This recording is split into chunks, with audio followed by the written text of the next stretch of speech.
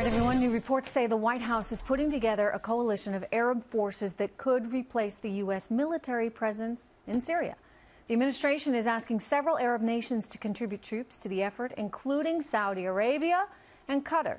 This as President Trump considers new economic sanctions against Russia for its part in the Syria chemical weapons attack earlier this month. But all of this talk about Syria really brings to head this question. What is our goal? What are we actually trying to accomplish there? We don't seem to be committed to getting rid of Bashar al-Assad. And we don't seem to be committed to getting Russia out of the region. So what are we doing? Joining me right now, former Assistant Secretary of State under George W. Bush, Robert Charles. Good to see you, sir. What are we doing? Well, let's start out with that idea of the Arab coalition. I think that's very timely, and I think it's wise. We have a number of Arab allies in there, and it would be perfect to have them begin to pick up some of the slack and allow us to bring some folks home. But in the grand scheme of things, Syria is going to cause us to think short-term, mid-term, and long-term. It was broken easily. It will take a long time to fix. In the short term, I think we have to finish up business with ISIS and put them to rest. I think we have to be prepared for another chemical attack potentially. And what does that mean? It means we need to think about taking out his Air Force infrastructure. He's got 245 fighters. He's got 380 airframes altogether, and some of those ought to be at risk, and there may be collateral damage in that process. Midterm, I think we ought to seriously think... When you say collateral damage for us? For no, him? Collateral. No, I think that the Iranians and the Russians are in there, and you have to think in terms of potential impact there as well. Okay, so if we're taking out Russians, or if we're taking out Iranians, we're taking out, yeah. It's bringing a conflict increasingly to a head. Well, I say short term because I am hoping that the deterrent message that was sent just now will prevent them from using chemical weapons again. But in the event that that doesn't happen, his Air Force is next at risk. In the midterm, I think what we need to do is think in terms of a no-fly zone in the south that would protect Israel. What are we trying to do here, by the way? Do we want him gone?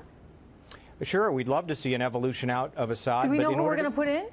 Of course not. We have three things have to happen. The Europeans have to help us get the opposition forces together. The Turks need to help us get peace with, or come to peace with the Syrian Kurds. And then finally, there needs to be a transition plan for Assad.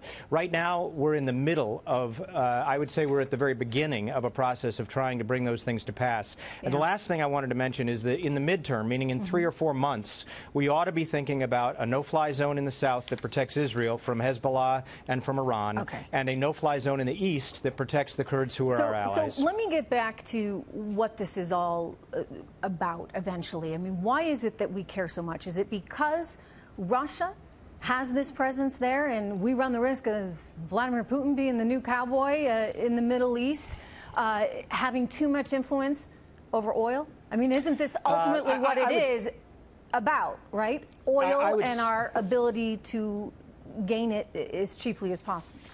I would say that we don't want an ungoverned area the size of Syria, which would undoubtedly backflow into Iraq and create a power projection base for terrorists. As a secondary matter, obviously Russia is trying to put a foot into the Middle East, and we would certainly like to blunt that. And finally, Iran is trying to create a crescent which represents a threat to Israel and, frankly, to the West, and we need to blunt that.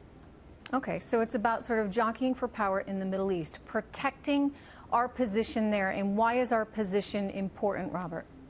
Well, on the world stage, the United States plays a terribly important role, bringing not just democracy, but a sense of sensibilities and international law.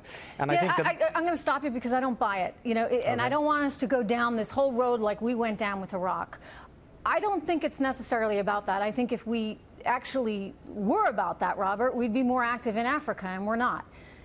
Isn't this ultimately about oil? And, you know, I once spoke to an oil analyst who told me it is all about oil, and there's nothing wrong with saying that. And, in fact, there's nothing wrong with actually having that. We pretend that it's all about democracy, but it's all about the control of oil.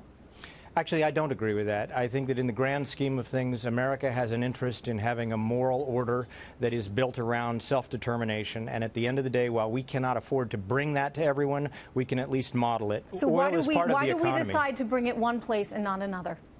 Well, you get into a very big discussion topic when you ask why we went into Iraq. I personally think we should have stayed in Afghanistan, gotten that job done before we tried anything else. Right. But in the grand... Okay, this president ran on the platform that we were not going to be out there meddling in everybody's business. I think that we need to be selective about where we go and what we do. And I bring this up over and over again, Robert, because there are a lot of things, by the way, we can be doing economically, such as sanctions on Russia, that might have quite a bit of an effect and wouldn't be risking our young people's lives. So as we look selectively about where we want to be, I guess I just ask, why is it that we are so determined to be in Syria? Is it because we don't want the Russians and the Iranians having too big a presence there where they might be controlling the future of oil?